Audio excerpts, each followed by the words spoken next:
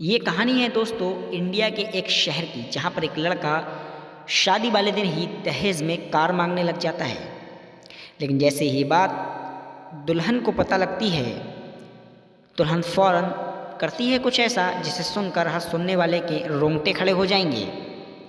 Video में मिलेगी आपको सारी जानकारी, लेकिन उससे पहले अगर आपने हमारे चैनल को अभी तक सब्सक्राइब नहीं किया है तो आपका फ़र्ज़ बनता है आप हमारे चैनल को सब्सक्राइब कर लें और इस वीडियो को एक लाइक कर दें, क्योंकि आपका एक लाइक और एक सब्सक्राइब हमारे अंदर काफ़ी जुनून पैदा कर देता है, जिससे हमारी शक्ति बढ़ जाती है और हमारे अंदर जुनून आ जाता है ऐसी और वीडियोस लाने का और आपको इन्फॉर्मेशन देने का। आइए वीडियो शुरू करते हैं।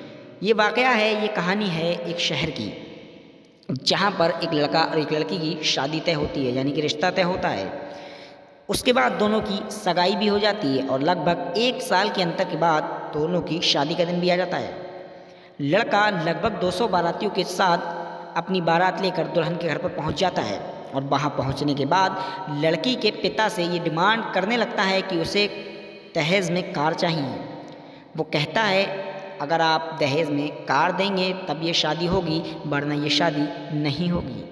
लड़की का पिता ये सुनकर काफ़ी परेशान हो जाता है और दूल्हे को समझाने की कोशिश करने लगता है। आप आज टाइम के टाइम दहेज में कार मांग रहे हैं, अगर आपको ऐसा कुछ लेना था तो आप पहले ही बता देते। आप तो अभी मांग रहे हैं, अब मैं कहाँ से बंदोबस्त करूँ कार का। लड़का कहता है मुझे कुछ नहीं पता, आप अगर कार दे रहे हैं तो बोलिए, वरना शादी कैंसिल। लड़की का पिता बहुत परेशान हो जाता है ये सुनकर और लड़के से कहता है आप मुझे 2 दिन की मोहलत दीजिए, आपके यहाँ पर 2 दिन में मैं कार दे दूँगा, यानी कि 2 दिन के अंदर अंदर मैं आपके घर पर कार पहुँचा दूँगा। लड़का ये सुनकर बहुत खुश हो जाता है और शादी के लिए हाँ कर देता है। लेकिन जैसे ये बात दुल्हन तक पहुँचती है दोस्तों, यानी कि जैसे ही ये बात लड़की को पता लगती है तो लड़की फ़ौरन शादी के लिए मना कर देती है।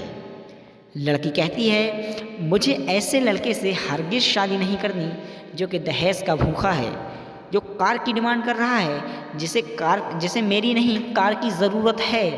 मुझे ऐसे लड़के से बिल्कुल शादी नहीं करनी। लेकिन लड़की का पिता दुल्हन को बहुत समझाने लग जाता है।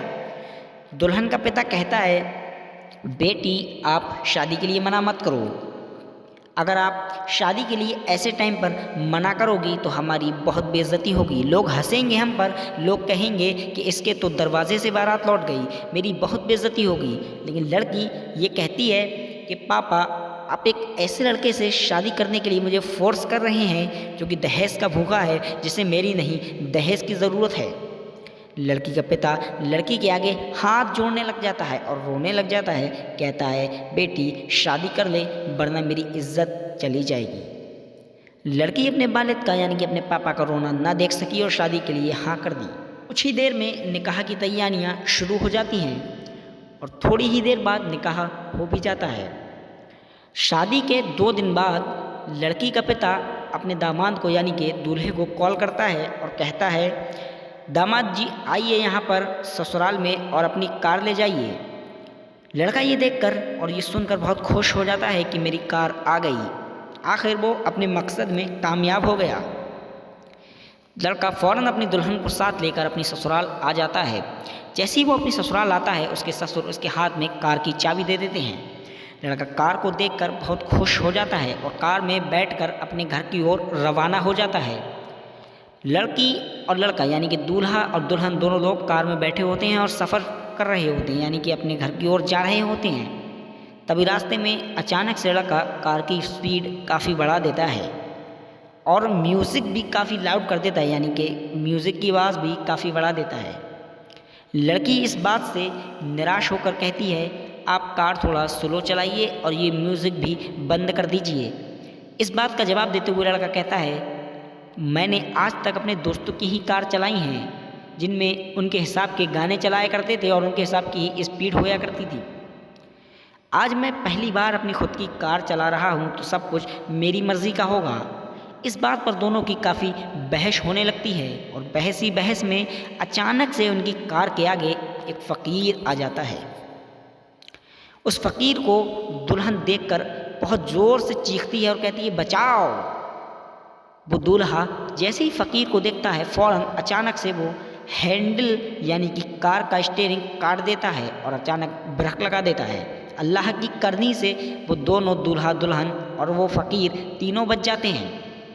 लेकिन दूल्हा कार रोककर कार से उतरकर उस भिखारी को बहुत चिल्लाने लग जाता है, यानी कि उस फ़कीर को डांटने लग जाता है। दूल्हा कहता है मेरी ही कार रह गई थी तुझे मरने के लिए, कोई और रास्ता नहीं मिला।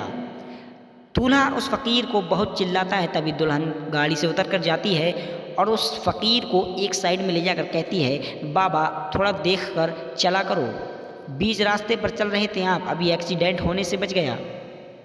लेकिन जैसे ही दुल्हन को पता लगता है कि ये फ़कीर तो अंधा है, जैसे ही पता लगता है कि ये फ़कीर तो अंधा है, उस लड़की को अपने आप पर बहुत पछतावा होती है।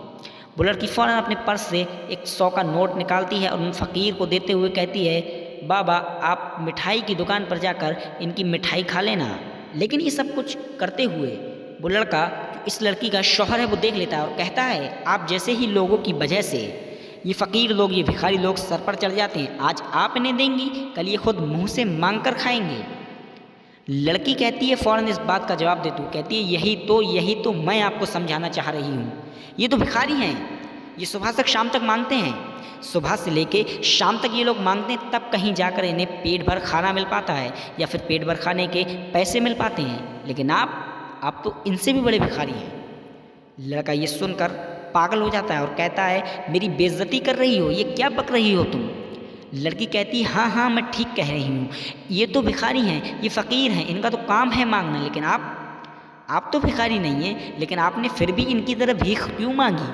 आपने मेरे वालिद की बेबसी का फ़ायदा उठाते हुए, यानी कि मेरे पापा का बेबस होने का फ़ायदा उठाते हुए शादी वाले दिन ही कार की भीख मांगी थी और आपने कहा था अगर दहेज में कार की भीख नहीं देंगे तो हम शादी नहीं करेंगे। कहो आपने ये किया था या नहीं किया था।